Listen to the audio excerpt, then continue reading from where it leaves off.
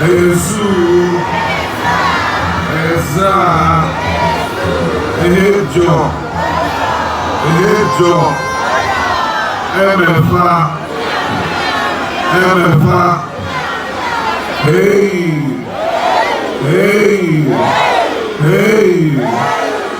Thank you very much, my brothers and sisters. I've just come hot off the campaign trail in the Ashanti region, and I want to tell you that the people of Ashanti region extend their greetings to all of you. They say on Saturday you are going to be surprised at what is going to come from Ashanti region.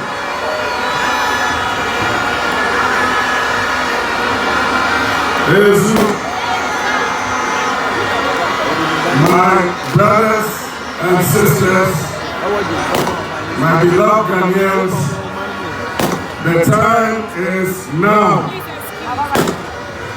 The time to replace fear with hope is now. The time to replace cynicism and disillusionment with courage and determination is now. The time to replace poverty and insecurity with solid development and safety for all is now. The time to restore the economic fortunes of Ghana is now. Ladies and gentlemen, the time to reset our country Ghana is now. Saturday's election is not just another election. It is a defining moment for our nation. It is a choice between the Ghana we have today and the Ghana we want together. A Ghana of opportunity, prosperity, and justice for all. Our young people deserve to live in a Ghana where their voices are heard and their dreams can become reality. The working people of Ghana deserve decent, sustainable jobs that enable them to care for their families and live with pride. And I mean well-paying jobs. People in the public sector deserve recognition for their merit. They also deserve stability, predictability, and make food more affordable for all Ghanaian households. And this is why I'm to running the leanest government in our country's history, with no more than 60 ministers and deputy ministers of state. And also a low number of political appointees, and cutting out wasteful government spending and scrapping the payment of ex-gratia. And this is why I'm committed to waging a relentless war on corruption. Operation Return All the Loot. This operation will be implemented with dedicated zeal to retrieve the stolen monies and properties for our country's development and for the benefit of our young people. I'll fight corruption to restore integrity and fairness, which are two critical ingredients missing from the governance of Akufo-Addo and Bawumia. Ladies and gentlemen, this is why I'm committed to empowering women and ensuring that they are no longer treated as second-class citizens in their own nation. The stature of my able vice presidential candidate, soon to be the vice president of the Republic of Ghana, Professor J. Nana Ogbonge, and our plan to set up a women development bank to support the establishment of more women-owned businesses and our traders from tabletop to large-scale businesses are all practical demonstrations of that commitment we have. My fellow Ghanaians, I cannot do this alone. Your vote is your voice. Your vote is your power. And your vote is the key to unlocking a better future for the people of Ghana.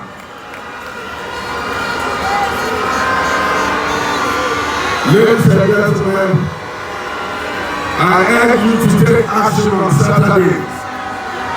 This is not a decision we can leave for another time.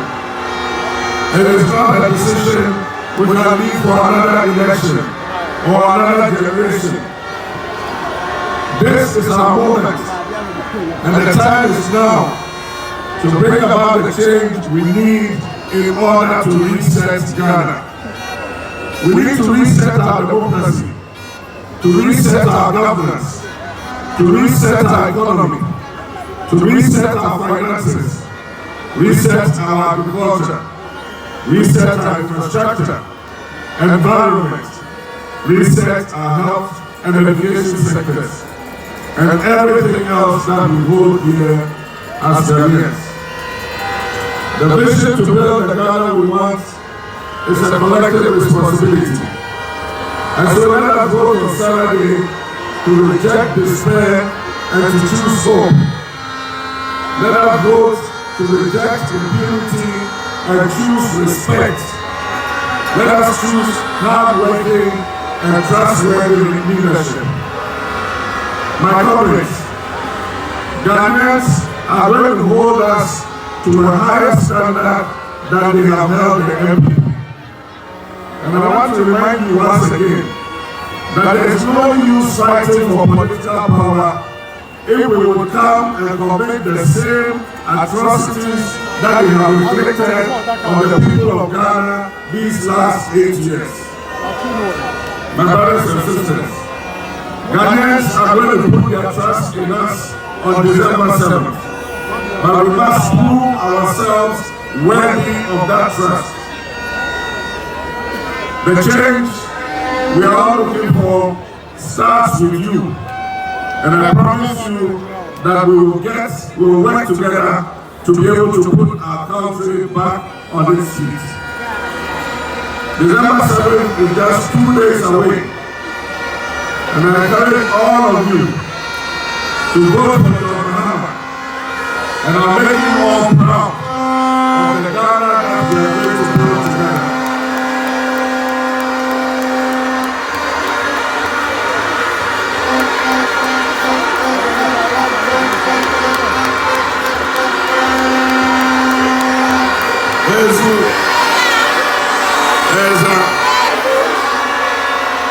Ladies and gentlemen, I urge you to vote wisely, and I want to caution the MPP administration and to caution our security services and the military and the entire body of people who are in charge of supervising this election. I urge you to resist the nefarious actions that some people are planning. To the people of Ghana, the National Democratic Congress will go to the polling stations with you. Together, we will police and courageously protect our votes and resist all attempts to steal them. The person that your executives now, more constituencies and our regional executives, branch executives. Ghana for you now, you share Abra, your back campaign, Ewo, Munkro, and Nasa Mumpesaso. I want to support what they do, Yame and Shramina. Emena so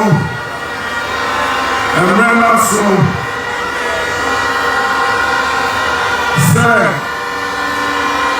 your father and tossing you 7 December ever Emena so say Osura the Dape room from our say Emrena from Sessa Osoro, Yapano, Na Osako, the Bibai, Osako, the Milano, the catcher will say, MP before Nasa, Oma Papa, MP before Nasa, and your friend here, Niana Fufado, any Baumia Abaye. Almost Susan, Niana Mokanina. Na entro enubi nti ọba kasa ọma bamebu nti MPP for bebre na me ka kire mo mimi da be 7 December Ghana ni na beto aba na abato ya beto no enye NDC ni floating voters kwa MPP for be ebe voti ama NDC sana.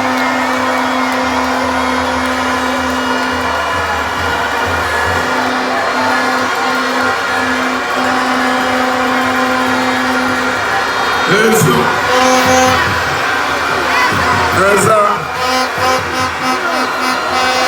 you say, the now before I was a party,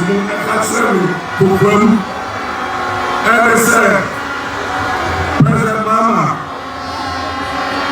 I go for the Baumia,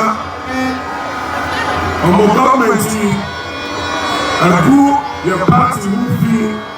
Agu your party elimase eti Kenya wo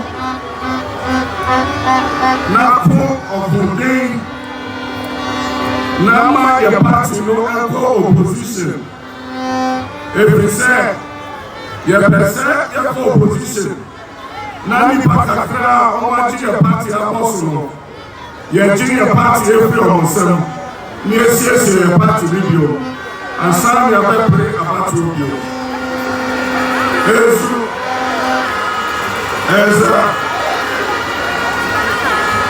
and fear watching, and enough follow. Everyone never do of mine. And some of them 2016. And then, what kind of one now can send your kind now we'll na yeye mimi na mekane ene bisikuwa mekane ọmọ kasa obi afasika nto mkom so ọmọ kan yo kan Ghana yeye mo bododo Ghana yeye gama yeye tisikaso esa kombi wale ka emi na kupata toro mekane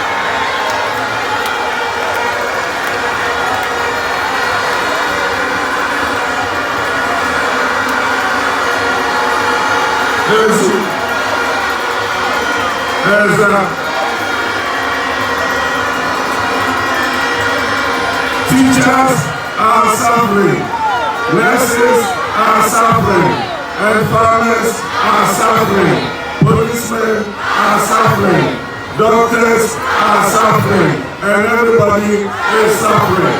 We don't be kind. All the come you can do all the propaganda with the economy you like. If the fundamentals are weak, the exchange rate will expose you.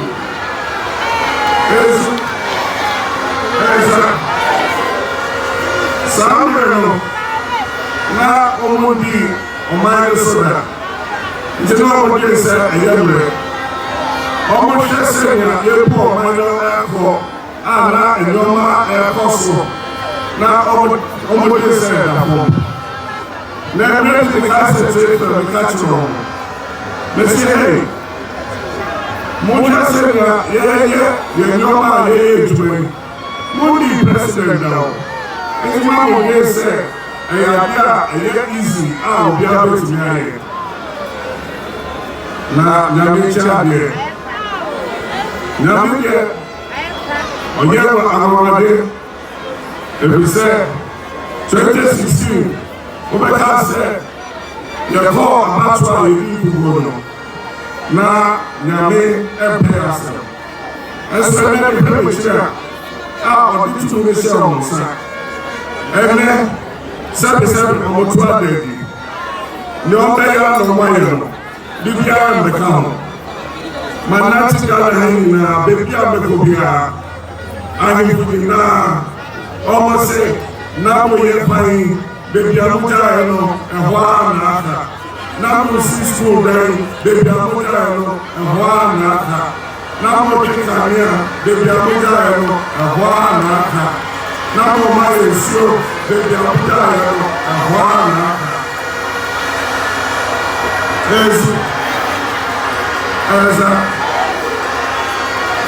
Now 60 regions living now Mako, Ahirfo, Asafo, Amamfo in now 16 regions living now.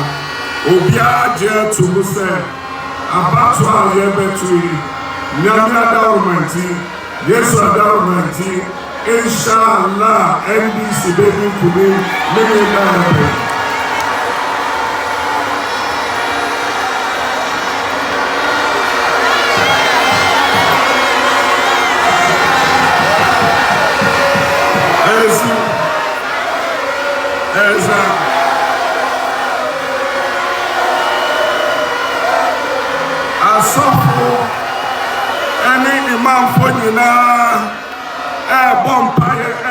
NBC. Say you couldn't walk now we say Yami 8 years on Bible. Now you can just say Yami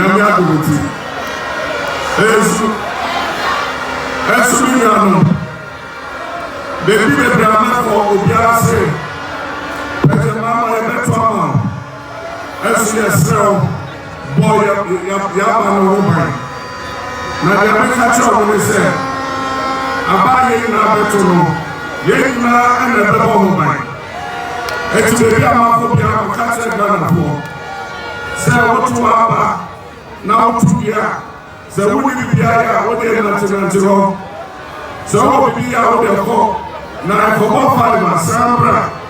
Now let's say the Bekaya man who are video camera and chat, who are camera and chat. Yena and the baby. Say the bear about to bear preaching.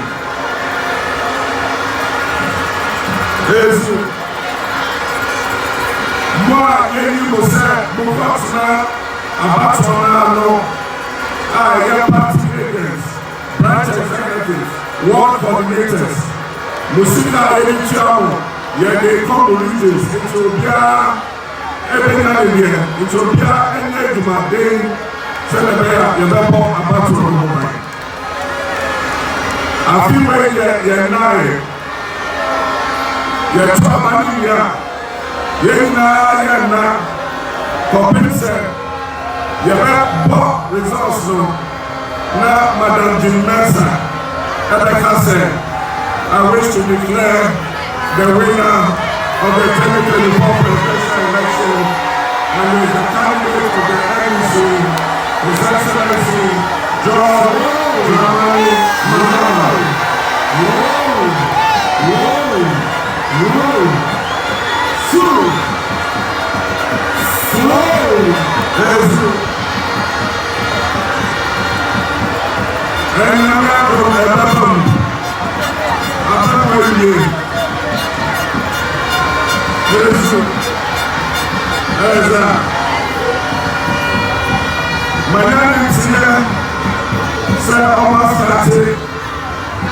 Jessica, the Jubilee MPSSI, Sanya Omoya 2020, Oma Shasidio, Oma Mobile phone numbers, and Omoni Sika Air2. Namene, Yameka said, Obia, Utile, Asas, Lamela, Umoha, so. And I said, the kind I shall say, let's go. I will be the singer. I will be the singer.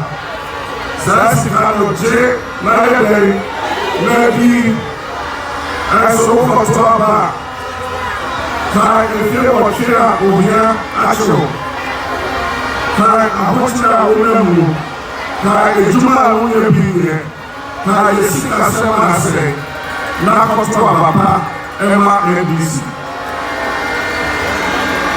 Milano ya ina da mata ina ga da kuka rana na sabra za mu je Babuya ku ya fi don Allah ku tuna wahalar da mu ciki sakarun da a cikin ranar da Babuya da Kubalo ke duba Ghana idan za mu je Babuya mu tuna wahalar da mu yi mu tuna yunwa da ya ji mu sai mu je mu gefa kuriyanmu mu ba NDC yadda ake ce cikin wakan nan sun yi fere don su yi ne su zo su ba shi kayansu ẹjẹ sẹ ọmọ tẹlẹ ọmọ ẹsẹ ọmọ yọma kowa ya sani a lokacin NDC musulmi da zongoni muna samu ci gaba don shi muka za mu jefa kuriyarmu mu ba NDC saboda NDC ta zo tare da kudin haji mun ka musa mu je maka mu je mu yi sana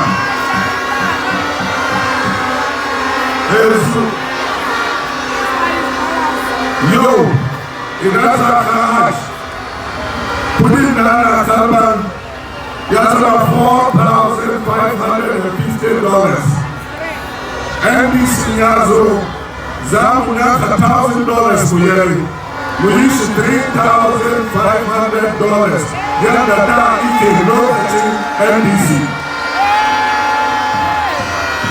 Ligano,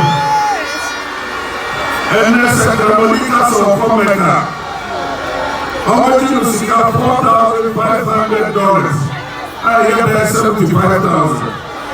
Na dollars ẹ̀kọ́ ọ̀sùn. Siri mo na abika enti yede nyame adum ni so be adum so NDC ba sara sika wa oje ko mata bi be ti aba pom ye be $1,000 biso na asaba $3,500 send na me tie abra NDC wo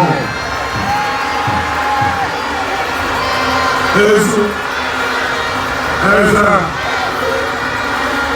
dawa yana iyayena maza da mata za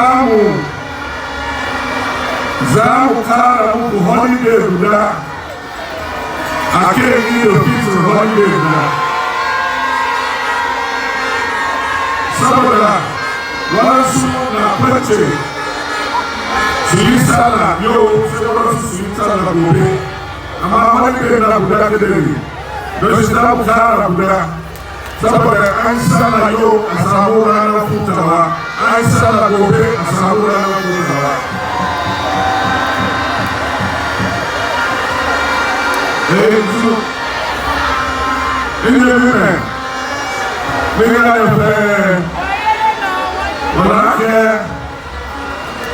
7 December ni ba ba shi ni MPP Naomi yake Akufo-Addo nani yake ofe asoma alakawo nani yake ofe anyafe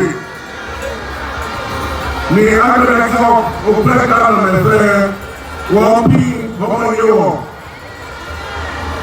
NDC yọ àkẹ́ ọmọ yẹwọ̀ lórí àwọn kẹ́wọ̀ ẹ̀fọ́ ìkọ̀wé wọ́n sì ṣe lẹ́gbẹ̀rẹ̀ 5 cities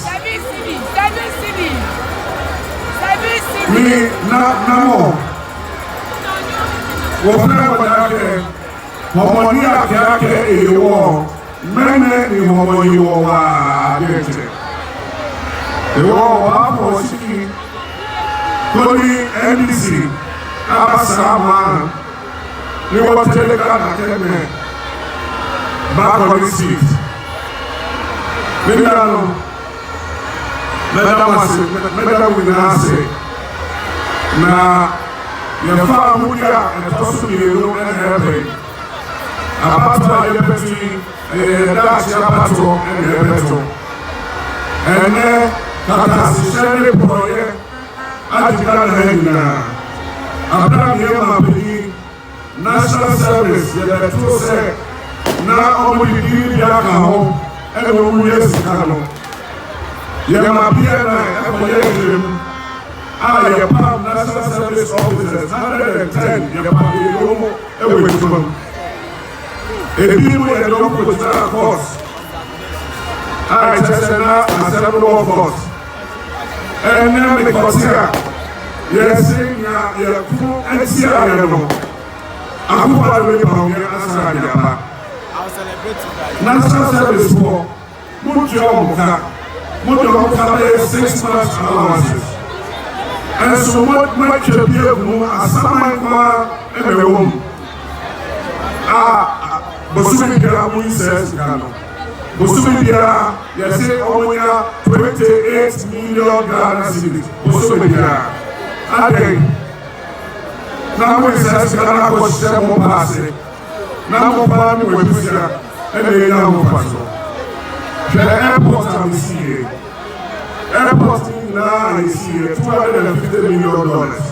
Terminal 3. Now with the E-gates per air receiver. E-gates no more. Exchange Terminal 3 now.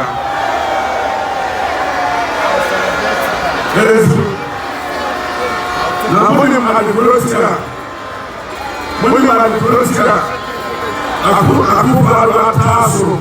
say, or Pese, Maunia, Ebete, Agriano.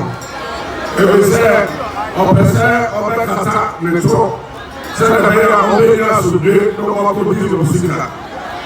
And so Ambassador, they are putting up say, and he said, na ya pasas no mwenye ina japadia yana kwa japadia mwafu ye bedi omwechi na jirade asali na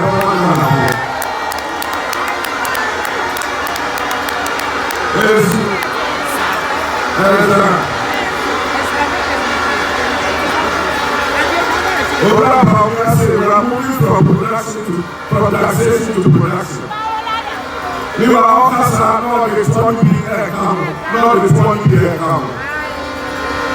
And then Ghana, and I get to what laws to check Africa main now. It's meant to say, you're back. Either they are a class of more than you pay everyone.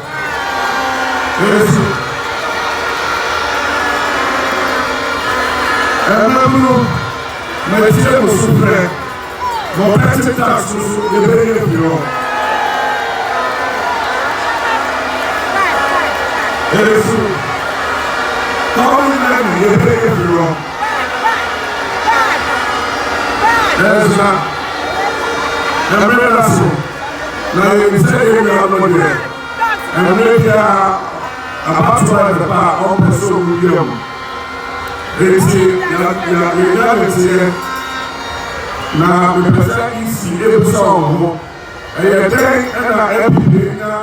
printing place na il y a des printing ballot papers, et les registers on print sur mon manier. Et là nous c'est on la c'est très bien. Ballot papers et nous nous. Et là on y a assez on budget là. C'est ça c'est sur on nous ça là. Il y a bien nous il y a pas il y a nous pays. C'est le cas où on est dans un goulopathie, les airs au goulopathie, et on va dire ça. Les autres, c'est les plateaux. Mais il n'y a pas mort. Il y a police mort. Et l'acteur comme c'est mort. Mon gars n'a mort. N'a eu tout mal au moins du sein mon voyage. Il y a vraiment. Mon gars, oui, man, le French, c'est le meilleur. Il y a un gars pour perdre. Et non, elle est meilleure. Et c'est le serment.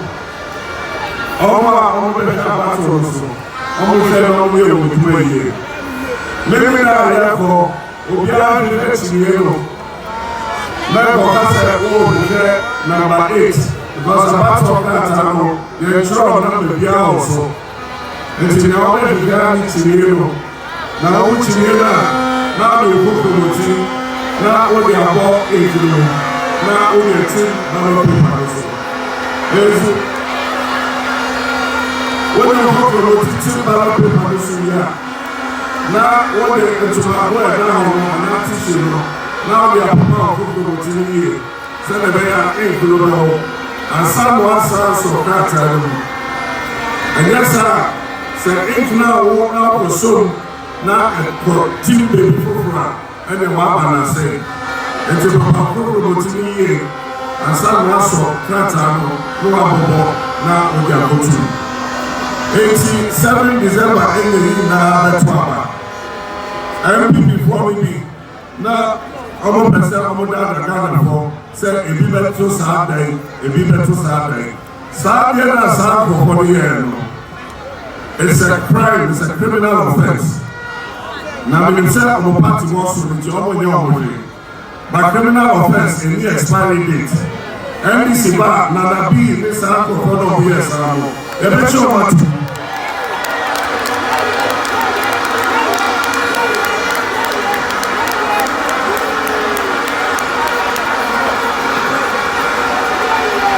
In Ghana's law, it is a crime to mislead voters. It is there in the law. It will be our Serbia, and it will be our Serbia, and this is the better of us. Jesus, Eti, Minam, and Sir Medamasi. Mubia, Mubaye, Nabi Islam, Moko Fiesra, Nabi Efamuko Asubimo. Na asempa mate ohano mo fa ko bebia na bebia na ka che obia se obia ense se po musu e we se emrena pa emrena so meme lebe nyamiado Ghana ebe to apa na nyame be kasa nyame ebe kasa ebe tu na dofa Kasa yemete ewo Ghana and they say Namiagro NDC again for battle. They don't say na we talk Madana Najema say Madana Hospital say a general secretary Omunina Yaye Jumade Bosom Bye-bye. Thank you. Thank you to all of you.